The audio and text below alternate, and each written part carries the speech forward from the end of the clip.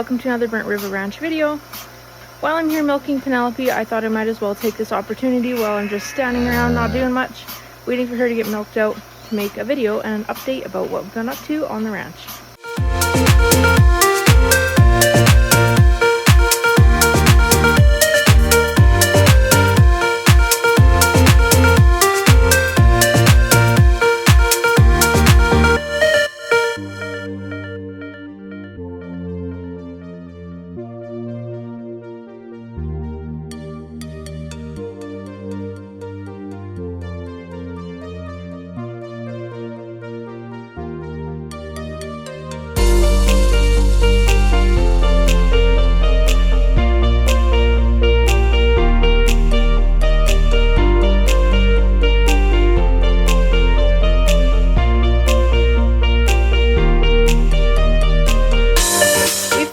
This year the hard way, I guess, that you can buy as much feed as you want and you can be totally set up for feed for your livestock. That's always a big worry of ours, that we have enough hay to get through the winter until the next grazing season for our horses and our cows.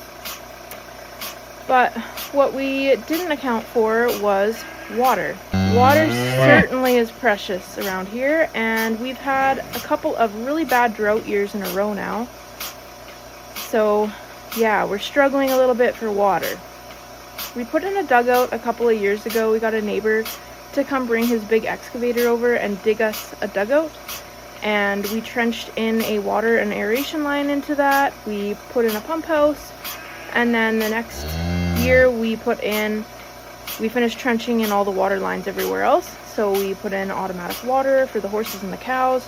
And we put in 3 frost-free hydrants in different locations all around the farm. Unfortunately, our dugout, for one, is a little bit too small, and for two, it seems to be seeping when it gets to a couple feet just below the top of the dugout. There seems to be a sand fault there or something, and it seeps a little bit out throughout the summertime. And with the cows drinking it down and there not being enough precipitation and basically no spring runoff to speak of, we had hardly any snow last year. It just never filled. We were lucky and we had about 2 days where the ditches were flowing a little bit, and we were able to use our trash pump and pump out of the ditch and fill the dugout a little bit with that, but we still never got it full. So this winter we are going into winter with a dugout that is far too low, and worried about the ice freezing on top and freezing our suction hose and not being able to pull water out of it for the animals. We looked into a few programs that are available to farmers in our area. There's a water pumping program where you can rent a pump from the government that hooks up to the PTO of your tractor, and some metal pipe that you can run if you have another water source that you can pull from. So another dugout on your property or a dugout on a neighbor's property. I guess I should say, if you're not familiar with the term dugout, that's basically the Canadian version of what an American citizen would call a pond. Yeah, so unfortunately, we don't really have any close by water sources to us, except for the river, which is not really a river on our property, but it is so dry this year that is absolutely bone dry down there, and what little water there is completely stagnant and full of gross algae. So definitely don't want to be pumping that, and it would be quite the chore to get a pump down there and have enough hose to pump out of the river.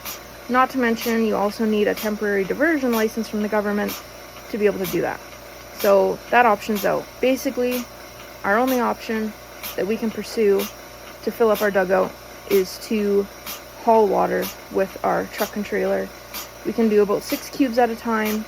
Our setup is definitely not ideal for hauling that amount of water that we need to fill up our dugout, but we are slowly making headway. It's just going to take a while. Hopefully we can get it full enough to last us through the winter, and then we're just basically praying for snow at this point and hoping that we get enough spring runoff that it fills that dugout.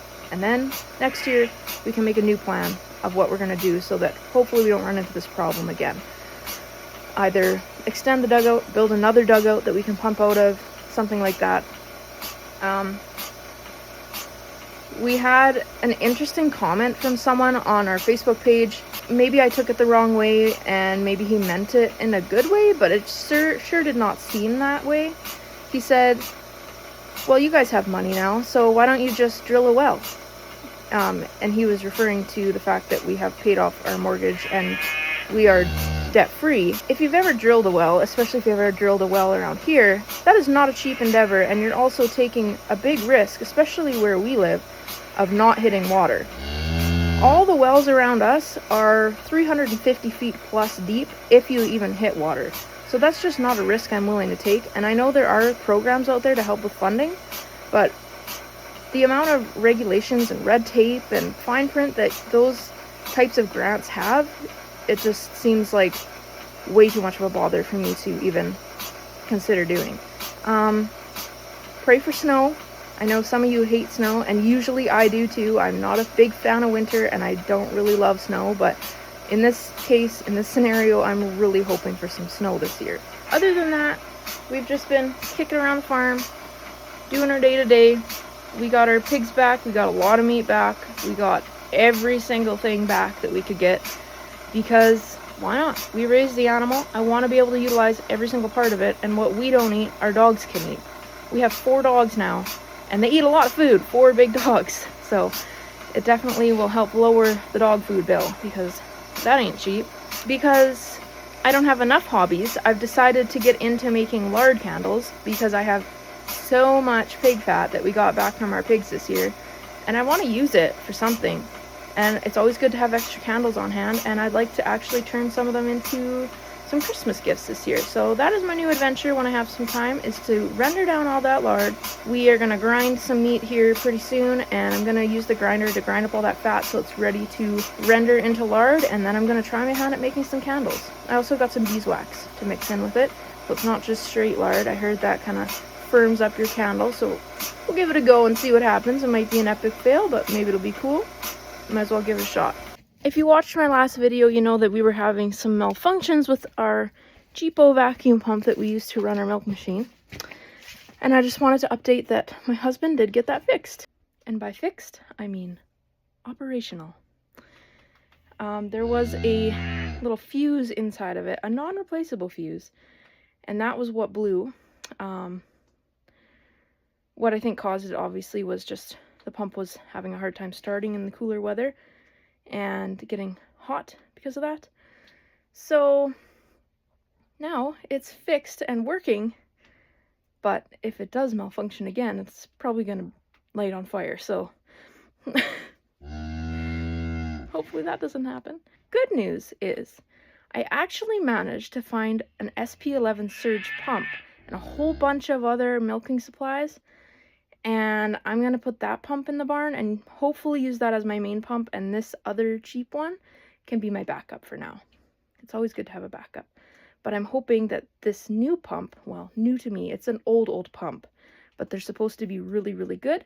And I'm hoping that can be my permanent solution, and I won't have to be lugging this other vacuum pump in and out of the house to keep it warm, and it can just live outside. Because bringing all that stuff in and out of the house when I go to do milking certainly makes my milking chore take a lot longer than it used to. It takes me about an hour to get all of my stuff accomplished, and when you have 2 little kids, that's a long time. Of course, when complaining about your vacuum pump not working, you always get the smart asses of the internet that tell you, well, you only got 1 cow that you're milking, why don't you hand milk? Well, buddy, I probably could suffer through doing that, and I would if I have to. But I have a lot on the go, and I have a history of carpal tunnel, and I'd rather not have a flare-up of that. And lastly, I'm going to do me, and you do you. I hate that. When you ask for advice on the internet, like, you can have access to some really knowledgeable, experienced people that can help you out. But first you gotta weed through all the stupid comments from all the other jackbutts. And my last update is not so positive. Not that any of this update's been terribly positive. I think I have a bad habit of maybe forgetting to see the bright side of farm life and ranch life. This homesteading journey can be really hard, really challenging. It can really test you. And sometimes it's hard to see the silver lining and see the bright parts of your day when there's so many challenges that you have to overcome, especially challenges that there are very few people that understand exactly what you're going through. Anyways, I guess what I wanted to talk about was that we lost a really good friend and neighbor. It's really tough.